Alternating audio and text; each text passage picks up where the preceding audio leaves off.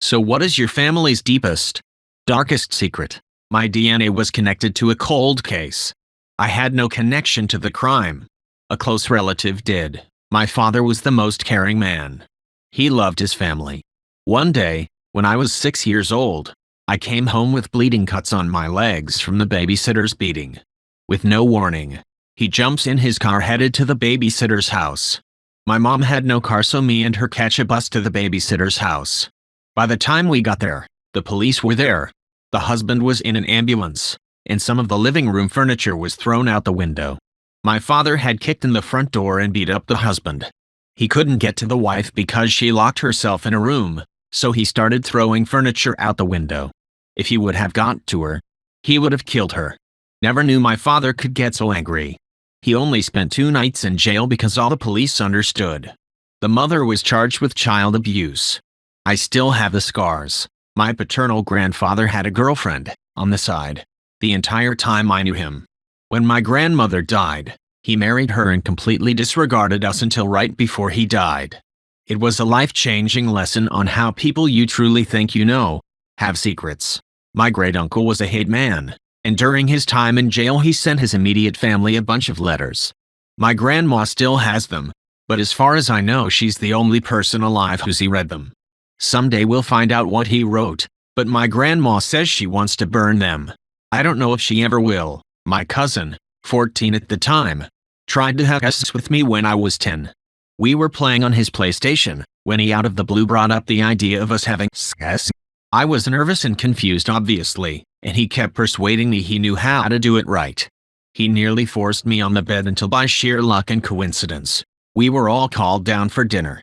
Nobody knows about it except me and just recently actually, my dad, who was also very weirded out. I don't know if this is a deep, dark secret. My dad is an illegitimate son of an ex-judge and belongs to a powerful political family. His mom, my grandma, was an escort. My grandma disliked him growing up. I think all of these ruined my father. He was a smart man, but he became alcoholic and spent money on prostitutes. He was also physically abused my mom. My mom and dad separated when I was in first year in uni. We've had so much hatred against my father back then, and have gotten no contact. I've only come to realize how my father was mentally ill. I would want to look for him, but at the same time I'm very afraid and don't know where to start. I've also moved countries. When my dad passed away, my dad didn't have life insurance, so we had to start a GoFundMe to pay for his funeral and money for us for like college and or life in general. 25% of the GoFundMe money went to us and the rest towards the funeral. BTW $15,000 was raised, and at the funeral there was a box to put envelopes with money in them to give straight for us, which raised another $6,000. Well, when it was time for collect our money, we all only got $1,400 each. We all were a little confused because we knew how much was supposed to go to us in the first place, but we were thinking we were gonna get them in payments to accurately count it. So I asked my uncle politely where the rest is and he said that's at. My siblings immediately knew something was wrong. We did the math, and we all were supposed to get 3x more the amount we got originally. So we all talked to them and asked what happened to all of it. They all said that's it and immediately got defensive. So my uncle, the one that hated all my other family, looked into it. My family took $8,000 from the GoFundMe and also another $4,000 from the envelopes. We saw all the transactions and wire transfers from all the accounts and also the bills. When we confronted them and showed the evidence, they said it was our uncle that helped us figure out who it was. The only reason why I knew it wasn't him was because he didn't have access to the GoFundMe account. Only they did. My dad passed away 5.5 years ago and they still haven't admitted it, and all my siblings cut them off and they blame us. So now I don't have really any family and don't celebrate holidays. We have many. One that can't be held against us at this point. I was a very sick baby. My dad worked 2 full-time jobs to get 2 separate insurance policies. Spent 22.5 months in a children's hospital type sick. So when they released me, the doctor discharging told my parents he highly recommended a heart and respiratory monitor. Then only my pediatrician could prescribe it or insurance wouldn't pay. We were super poor and had no way to finance it alone. So when we went to see my pediatrician, he advised against it, stating that it wasn't necessary. Now by this point, the doctor that had been caring for me in the hospital had been calling daily to check on me. She was adamant it was needed. My dad, until we got one, had been laying awake at night with me on his chest to monitor my breathing, more than once having to do a sternum rub to restart my breathing. So Dad goes back to visit the doctor with just me. Now the story goes he asks the nurse to step out, and immediately slams the door and locks it.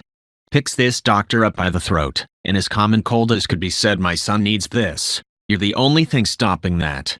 If he dies because he didn't have it, I will come back here and make you suffer. Then my wife will sue your family into the ground and make them suffer." We left with a prescription and a new doctor. Side note: yes, this was extreme behavior. But I'm glad. That machine saved my life no less than a dozen times. Within my immediate family, my dad tested me when I was 16 and told me he was both sexually and emotionally attracted to me and had been the latter since I was 14. He bought me dildos in hopes I'd use them in front of him, put a camera in my room. It didn't work, and he said he put it in there so I see it and hate him. Told me he'd kill himself so we didn't have to tell my mom, and it would make my life easier. He also has another daughter, 14 at the time, and he said he didn't care if he left her fatherless for me. After this absolute torture went on for a few weeks, he came clean and told me none of it was real, and he was just testing me to see how I'd react. Apparently I passed. During those few weeks, work became my safe zone. I started never leaving my room. I wore loose clothes that covered every curve I had to hide myself from him. He told me multiple times he wanted to rip my shirt off. He asked me to show him my boobs because he bought a desk for my room. Would come in my room in the middle of the night with no warning. When he told me he'd off himself for me, I was relieved.